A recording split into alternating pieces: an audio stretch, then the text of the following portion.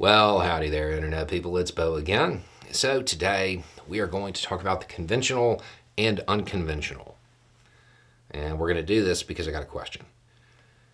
The question itself is self explanatory. The way it was phrased, the answer is already there. But I think I know what the person was actually trying to ask.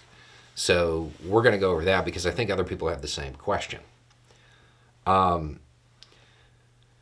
When I'm talking about the U.S. military, I will often say something along the lines of there is not a conventional force on the planet that can go toe to toe with the U.S. military and win. Okay? That's not American exceptionalism. That is statement of fact. There is not a conventional force on the planet that can go toe to toe with the U.S. military. The person asked, why do I always specify conventional?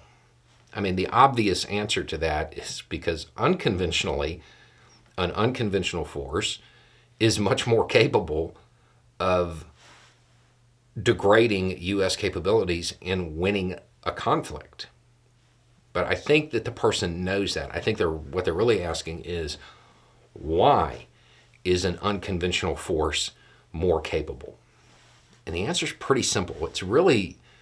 It kind of boils down to two things. The first is how technology has changed. And I'm going to give some specific examples. But it's important to remember that unconventional conflicts forever, okay, they're hard to win to begin with. But the one thing that the state actor had that the unconventional force typically didn't was access to information, a real intelligence network. Today, in fact, right over there, I have a drone that we got for the channel for Bo on the Road. And we got it because right around the beginning of the pandemic, a friend decided that flying drones was going to be their stay-at-home hobby. And they got a new one. We got their old one. It was obsolete, okay, near the beginning of the pandemic. This person was like, this isn't good enough for me now. I can throw this thing in the air and get a complete view of everything that's going on in my immediate area. That kind of battlefield awareness, that is something that unconventional forces didn't have access to not too long ago. They had to use human sources to get that. Now, drones you can buy at Walmart can do that. The one that he has now, he had to get a license from the FAA for. And I mean, this thing, day, night, anything, it's amazing. But it was something he was able to just buy. Those kind of resources didn't exist. Right now, if you use the satellite that is used to track fires, you can tell what's being shelled in Ukraine. The amount of open source intelligence that is available to the average person is just astounding. That makes an unconventional force a whole lot more capable, because when you're fighting unconventionally, what is it? Hit, run, surprise, right? To surprise, you have to have information. And technology has handed unconventional forces that tool, a tool that they didn't have half a century ago. The other thing is the lethality of the individual soldier. Conventional or unconventional, doesn't matter, but the individual soldier now packs a punch.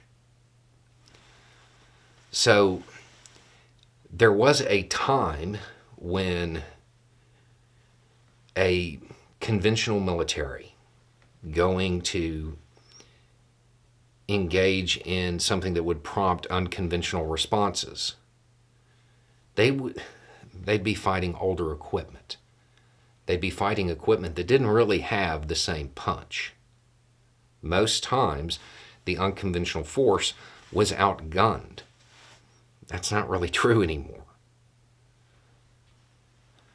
Those two things right there make it incredibly hard. And then you have the one thing that is a determining factor. Large powers, they don't do it right. They try to put down the unconventional force through force. And most times, that makes the unconventional force grow. Remember, they don't have to win. They just have to keep fighting until political resolve breaks in the country that has the conventional force. All they have to do is just keep going. The U.S. or whatever major power is combating an unconventional force, they have the watches. The unconventional force has the time. They just have to wait them out. And military doctrine just refuses to adapt to this fact.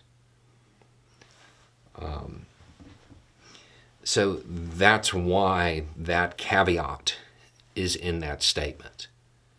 The United States has a better chance of going toe-to-toe with China or Russia in achieving a decisive victory than it does trying to achieve a decisive victory in a country that most people in the United States have never heard the name of, because the force there isn't going to fight in the conventional sense.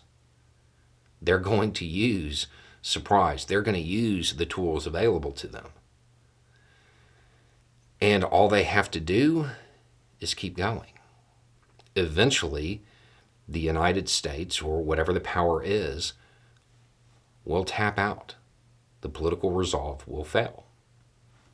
It's really that simple. It's not that the United States is just somehow incapable. The U.S. actually knows how to fight against an unconventional force, but they're not willing to take the reorganizational steps to do it. And the technology, the information awareness that the unconventional force has access to today is enough to tip the scales in their favor. If they combine open source intelligence with the normal human sources that unconventional networks tend to have, it's really hard for a major power to combat that, especially when the unconventional force has the sympathy of the locals, or the major power is there doing things to make sure that the local populace stays sympathetic to the unconventional force. It's different. And major powers, and it's not just the U.S., major powers do not have a good track record of this. They didn't have a good track record before the information age.